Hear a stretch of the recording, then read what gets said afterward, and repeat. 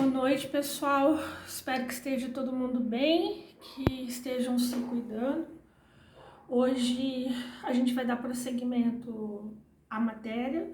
Eu queria antes fazer algumas perguntas. Todo mundo teve acesso ao trabalho? Teve algum problema com relação à questão a ter acesso ao documento? Se alguém tiver, caso alguém não tenha conseguido acessar no grupo, fala comigo que eu encaminho. Inclusive, a aula de hoje, ela tem relação direta com o que a gente vai, com a questão que eu passei para vocês, ok? Direito internacional privado, não tem como eu fugir da explicação de caráter de ordem processual, de ordem prática, envolvendo a utilização da LINDB, a Lei de Introdução às Normas do Direito Brasileiro. Vocês não vão conseguir estudar tanto para a matéria Direito Internacional Privado quanto para as questões da OAB se vocês não manusearem esse instituto. Para facilitar, até a título mesmo de fixação de estudo, elaborar resumos, no material que eu deixei anexado hoje na plataforma, eu deixei a LINDB em formato doc, que eu extraí do site do Palácio do Planalto com texto atualizado. Então, assim, é a versão mais recente, então tá tranquilo para que vocês utilizem no estudo de vocês.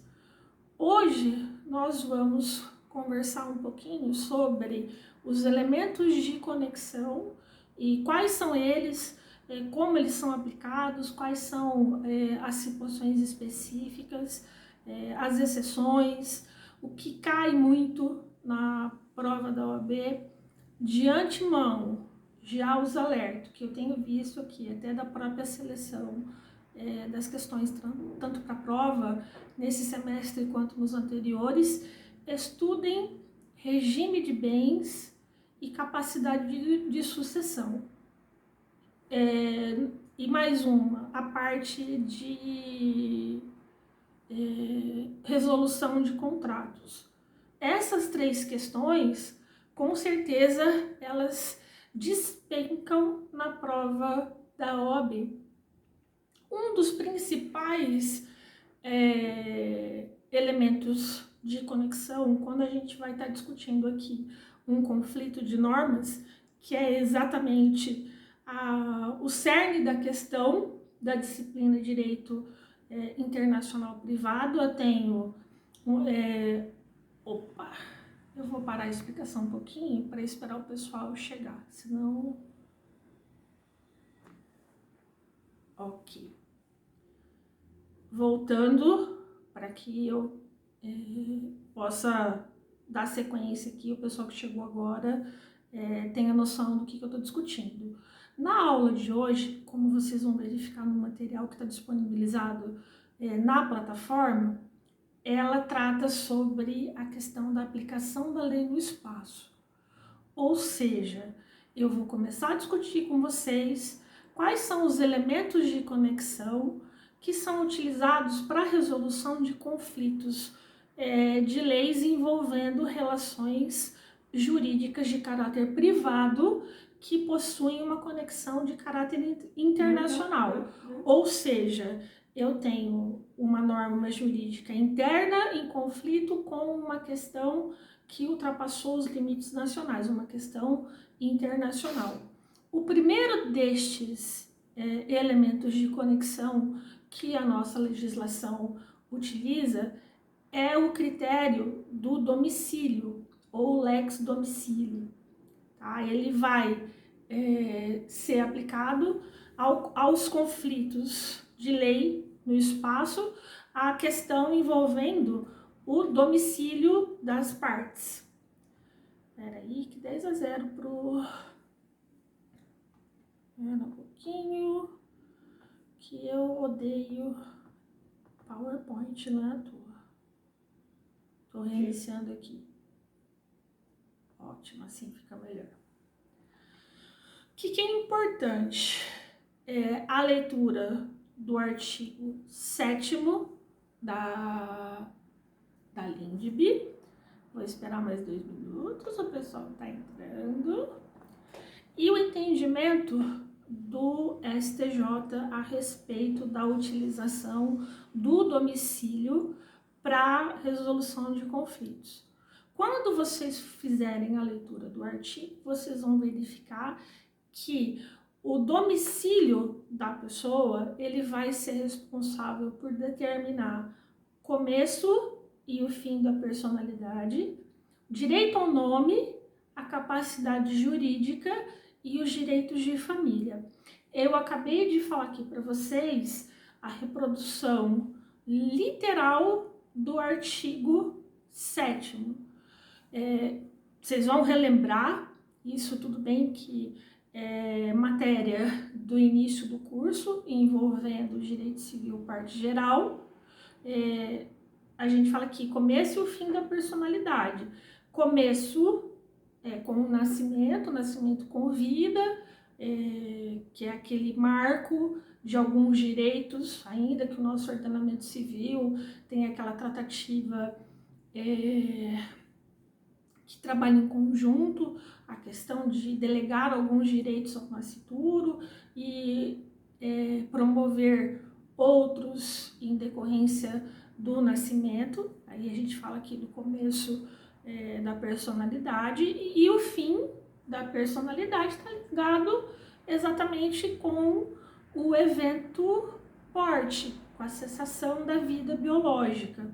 E dentro do ordenamento civil a gente tem aquelas duas possibilidades de cessar a personalidade de uma pessoa, uma através da morte biológica, a morte constatada e presumida por si mesmo, e a morte, aquela morte que existe, o corpo biológico para sua comprovação, e nós temos a ocorrência da morte em decorrência da ausência, a morte presumida, na ausência do corpo, na ausência da comprovação da morte biológica, eu preciso dar andamento a algumas tratativas relacionadas a alguns direitos, exatamente para que as pessoas não sejam prejudicadas, possam movimentar patrimônio jurídico, enfim.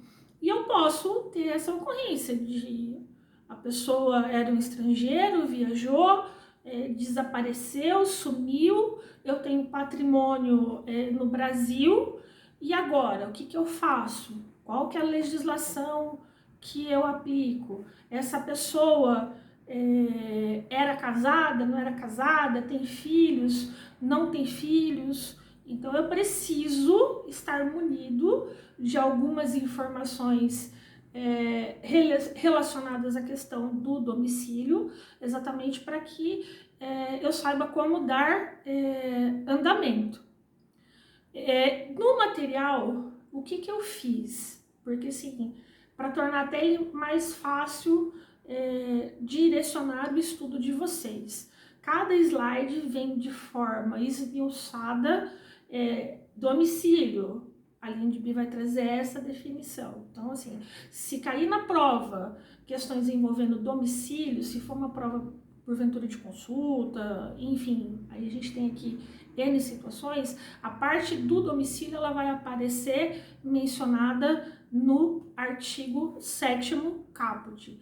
Sobre capacidade para casamento. Capacidade para casamento, ela vem expressa no artigo 7º, parágrafo 1º. Ou seja, realizando-se aqui no solo brasileiro, no Brasil, será aplicada a lei brasileira em relação à questão dos impedimentos e formalidades para celebração. Então, assim, algumas questões, por exemplo, que podem ser suscitadas em relação à questão do casamento. Algumas culturas tratam e encaram com normalidade, é prática da própria cultura, por exemplo, as uniões poliafetivas. nosso ordenamento jurídico, pelo menos até o presente momento, não permite. Ele não permite que eu chegue num cartório e fale assim, olha, eu vim aqui casar, vou casar a Luciana, o João e a Maria. Ou a Maria, a Luana e a Joana. Não, ela não permite isso. Então, assim, para que eu possa, o estrangeiro que opte por casar aqui no Brasil, ele vai ter que, ele está sujeito às formalidades e aos impedimentos que, porventura, estejam previstos na nossa legislação. Porque eu não posso ferir aquilo que a gente vai estudar provavelmente na próxima aula, que a gente entende por elementos de ordem pública, que são concepções sociais, concepções envolvendo questões de segurança jurídica, entre outros. Regime de bens. E aí, nem vou contar para vocês que parte da resposta do trabalho e do desenvolvimento que você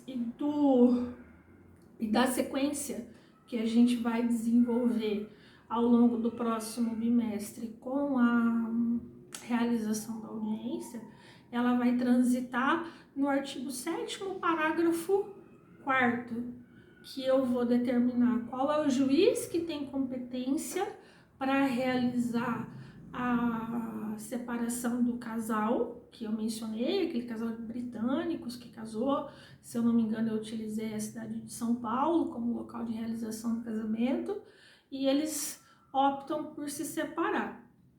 Então aí aqui eu quero que vocês raciocinem comigo, qual vai ser o regime de bens, qual é a comarca que tem competência para processar esse pedido de separação, tá? Então, assim, questões envolvendo regime de bens, aonde eu estudo, professora? Artigo 7º, parágrafo 4º da LINDB. A possibilidade de invalidar o matrimônio existe? Sim, existe. Artigo 7º, parágrafo 3º da LINDB. Agora, atentem-se, tendo os nubentes domicílio diverso, tá? Em casos de conflito envolvendo especificamente as questões de invalidade do casamento, ok? Um está no Brasil, o outro está na China, um está no Japão, o outro está no Brasil. Qual é o artigo que vai fundamentar os pedidos em relação à questão de competência, como que eu vou resolver essa questão? Volto a frisar, artigo 7º,